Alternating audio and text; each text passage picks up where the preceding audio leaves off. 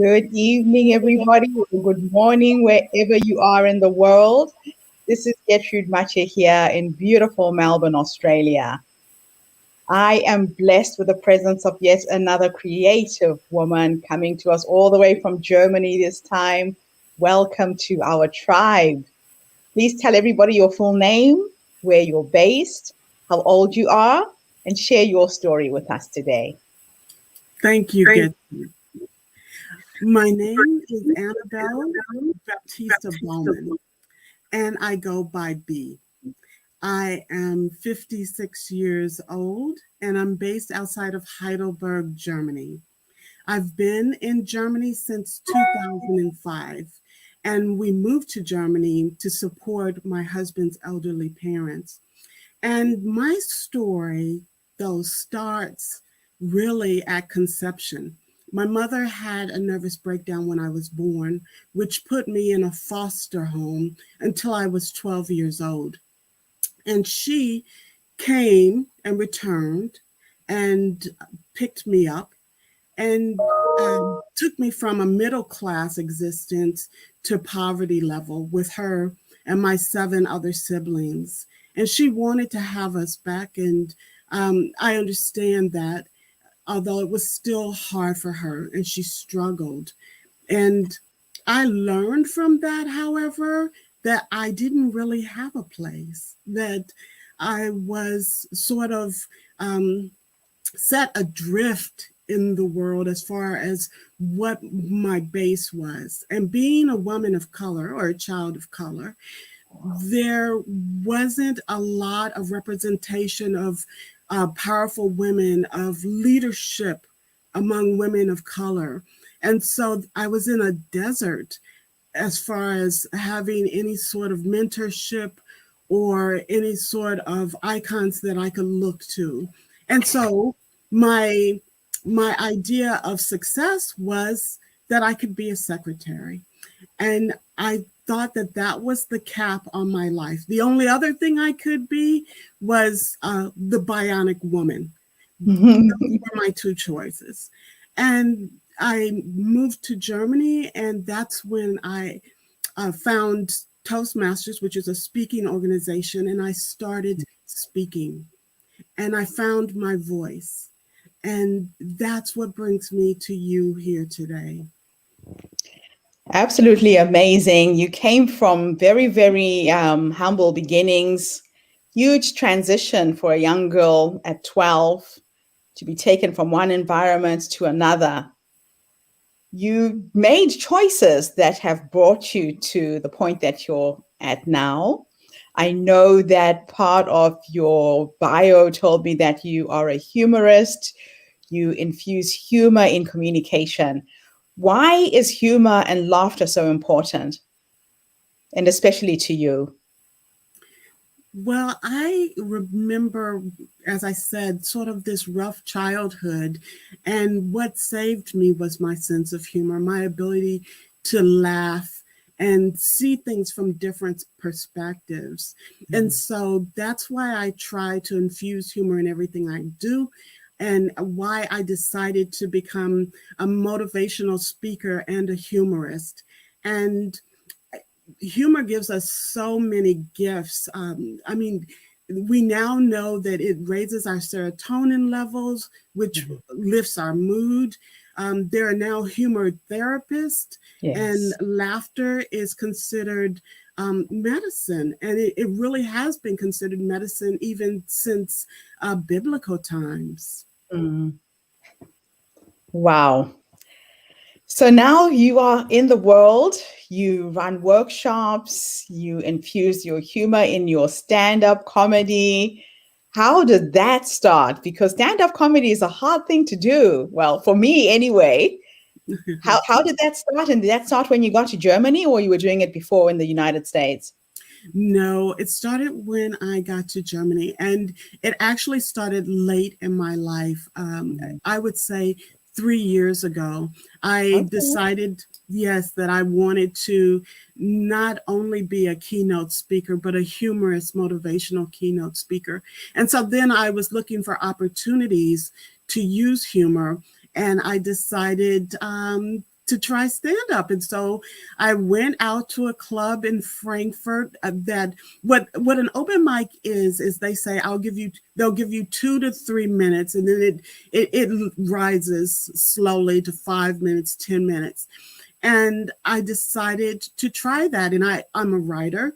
I've written my own book, which Gurrl, You Ain't Crazy, which is a humorous motivational book. But before I did that, I was writing to help people see sort of the funny thing about being in Germany for me, about being an African American woman in Germany. And so I started riffing about being in this small town. It's a fictional town. It's sort of like Lake Wobegon, if you know that one from Garrison Keillor. And so my fictional town in Germany is called H.I.V.E. So, and I tell how I've been in H.I.V.E, and this town is in a forest, and it lives by forest rules. And I go on to say that it could have been, if it was produced, it would have been in an M. Night Shyamalan film if he directed The Village People. Oh, man. That's how crazy it is. So that's what I started doing. And then I moved to TikTok, and there you can post 15, I think up to a minute videos. Yeah. And so I started doing that, just looking at my surroundings and trying to make jokes and to use humor that way. Now, humor is very culture specific in some instances. How did you transition your African American humor into a German setting? I've always felt the Germans to be very stiff and upper lip and without much of a sense of humor. How are you finding it? How are you being received? Well, I am being received very well. People enjoy, I think, my take on the German culture, and to be able to look at it from my perspective. And that's what I'm sharing, just a slice of perspective from me. I joke about myself as well, that I'm a child from Indiana, and, I was raised on concrete, and how I knew I was a concrete child was my mom would always say, "It's your ass fault." So I just knew, and I lived next to the 6-lane highway, and I wasn't allowed to cross the street until I could learn to, duck and roll under cars. And oh, wow. So that's sort of, a feel of what my humor is. I'm not trying to bring down German culture. I'm trying to share a perspective that I have that's unique to me. And that's always the thing, right? You're really reflecting back to that community, the lens in which you see their world. I love that. Thank you. Yeah. So, why is storytelling so important for humanity, do you think? Why is it important for us to share our stories? That is such a great question. And we are storytellers by birth, by blood. And I think we moved away from it as we sort of went towards TV and consumption and consuming sort of fairy tales, which are nice, but we sort of lost the strain of our stories. And I remember, like I said, my mother, she was raising 8 children in poverty, but she had a poem that was called the Desiderata, which was written by Max Ehrmann. And he says, "You are a child of the universe, no less than the trees and the stars." And in that poem, he says, everyone has a story. And so be patient even with those who are fools, because we all have a story. And so I got that sense that everyone has their story to share. And I think the universe now, or societies around the world are seeing that story is important again. And now we're coming back to storytellers, but then seeing that everyone has a story that's precious. I absolutely love that. And I think it's in honoring our stories that we really change the world, because our stories are doors into our worlds. People wouldn't know who we are, where we're from, what we've experienced unless we shared. That's really my passion in helping spread all of these stories around the world. I think that's the only way that we can bridge the understanding between different cultures, different races. Absolutely awesome. So do you have any comedy to share with us tonight? Sorry, I was going to cut you off there. That's okay. Let's see. So I was just in Amsterdam, and so I decided to buy a piece of real estate in Amsterdam, and I didn't mind that it was really cheap. But then when I got there, I found out that I could only rent it out by the hour.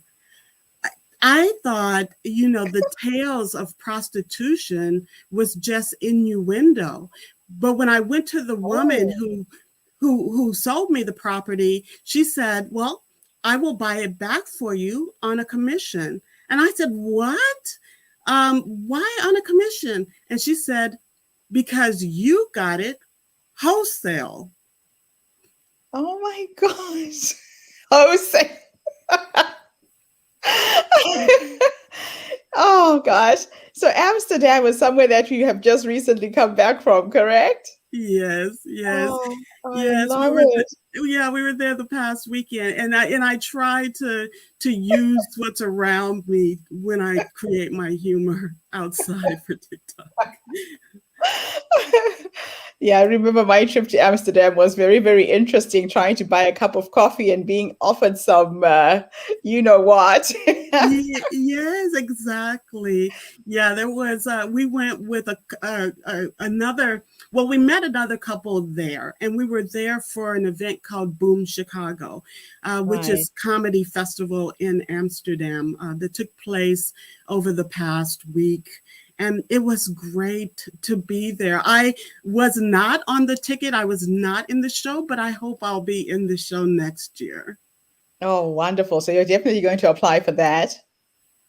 Definitely, definitely. And I did a one woman show course to sort of learn how to do that. And that's my next big project, is to try to write a one woman show. Right now, it has this $10 word, which is called pusillanimous.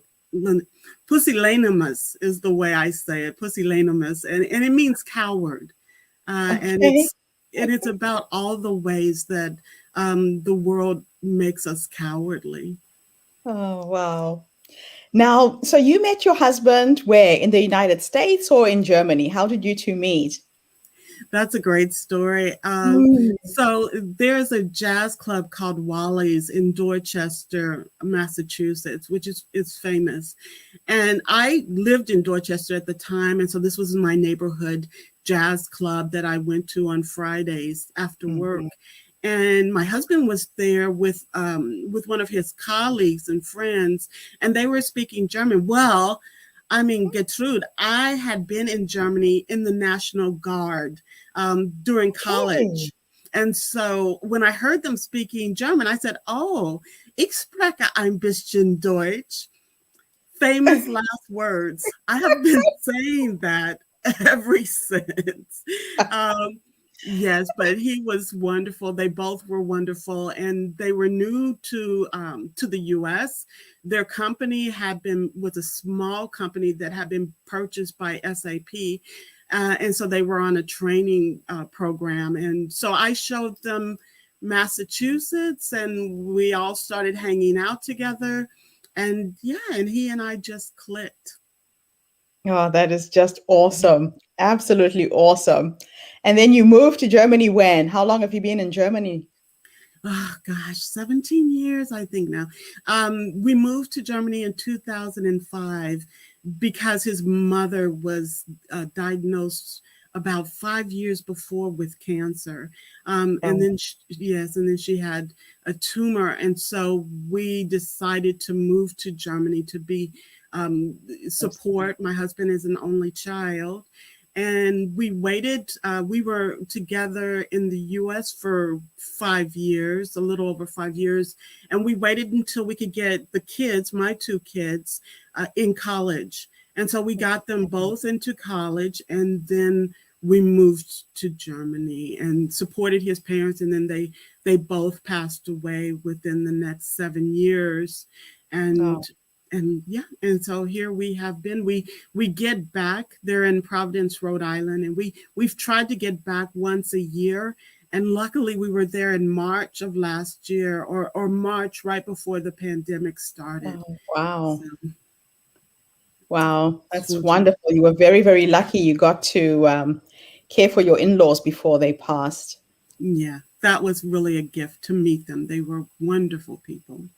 Wow. Mhm. Now, we were talking yesterday about women like you and me over our 50s, sometimes at a crossroads, trying to reinvent ourselves, trying to see which way our lives will go. And it sounds to me like you're literally reinventing yourself at this point in your life. How does that feel for you?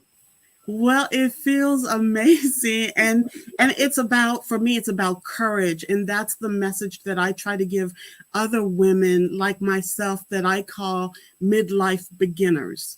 And it's Yes, because you've lived multiple lifetimes, and you are in this new formation of self, and finding yeah, out what means the most to you and how you're going to express that. And as I said, I was hiding for a long time in Germany, and I found this. There was a meme in Pinterest that I read that said, "Why are you trying to fit in when you were born to stand out?"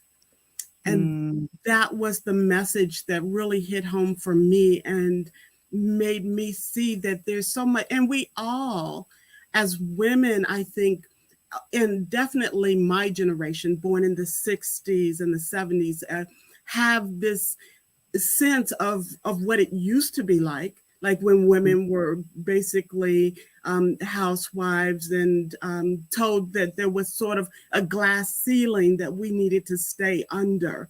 Um, yes, to now, to this revolution, to the Me Too movement, to Black Lives Matter, to just everyone saying, I am more and I can be more. And yeah, that's okay. We all can be. It's, I had to fight in myself a scarcity mindset.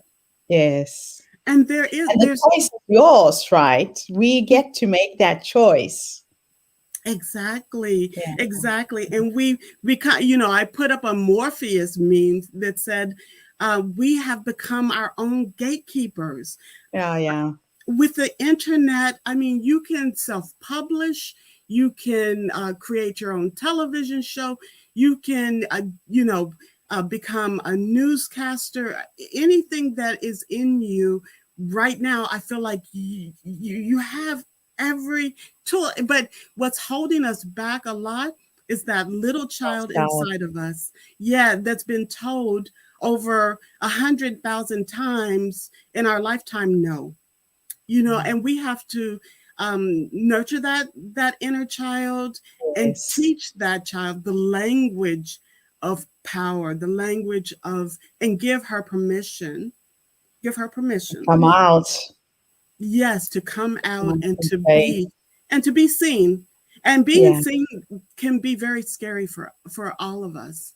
But that's why we're here together, Gertrude. And I'm so happy to know you and her story. I mean, that's why we have one another. No one has to do it alone.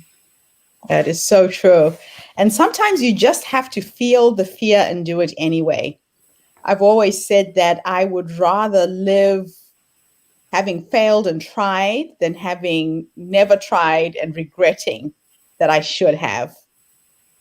So you have to feel the fear.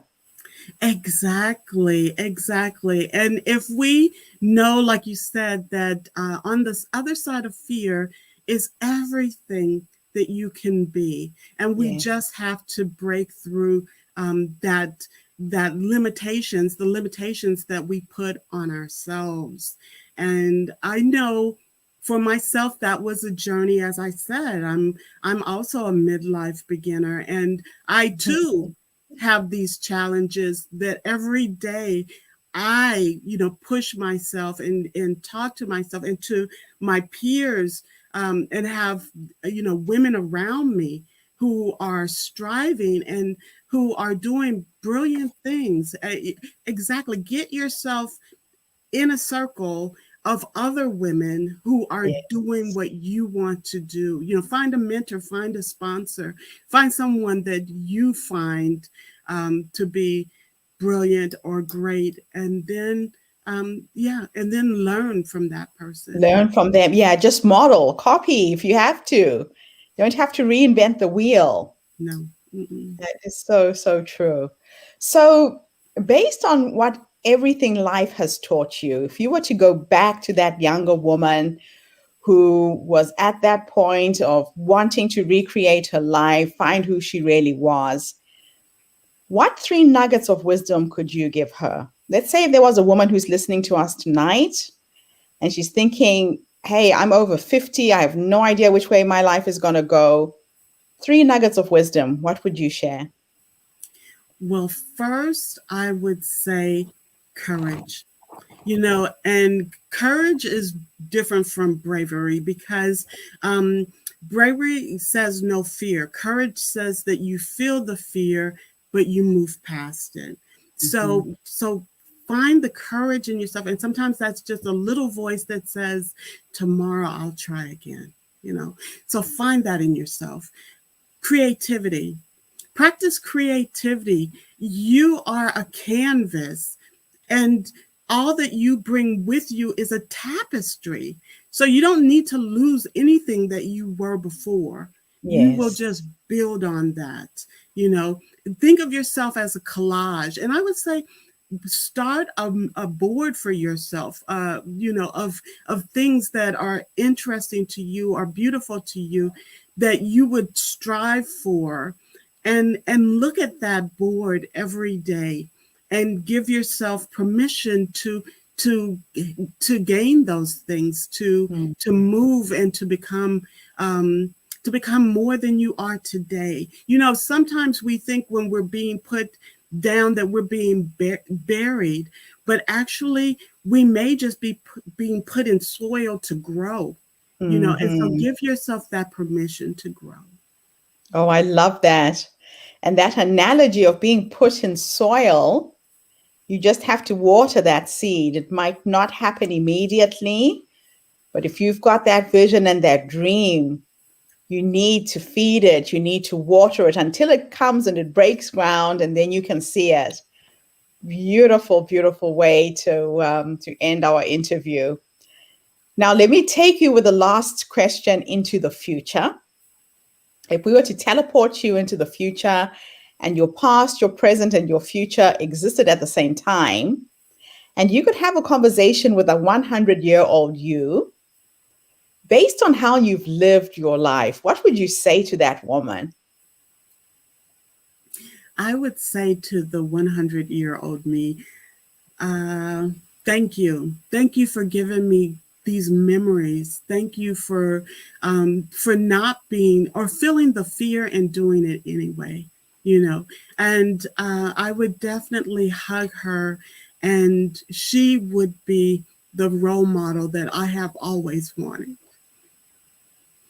Oh, I love that. I love that. And she's already there guiding you. And that's the beautiful thing about life, right? Mm-hmm. I believe we're born with all of the knowings, all of the things we're going to do in this life. And sometimes when we don't know how to do it, we can teleport into the future. I do it through meditation. I ask my future self, how did we do it? What am I supposed to do? And she will guide you there. Exactly. In my book, Girl, You Ain't Crazy, the second chapter says, don't fire the help.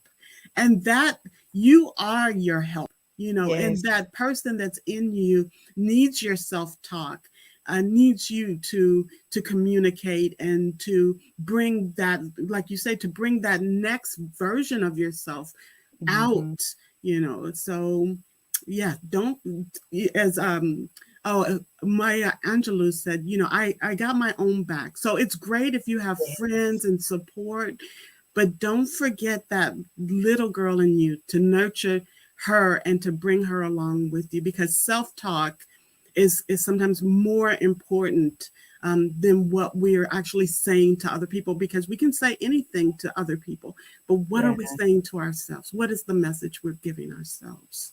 You have to be your biggest fan. I love that. Mhm. Wonderful. Well, V, it's an absolute honor to have you on our platform, to have you in our tribe. We're looking forward to hearing you speak at the Her Story Online Summit in September. Yeah. And thank you to everybody who tuned in today. I noticed that we had a couple of people who have put in a few comments. Renee, you are in the United States. Mugisha, you're in Uganda. And everybody else who tuned in tonight, thank you so much. I'll be back again tomorrow with yet another fascinating guest. But have a fantastic evening, morning, day, afternoon, whatever it is, wherever you are in the world. And thank you again, B. Bye for now, everybody.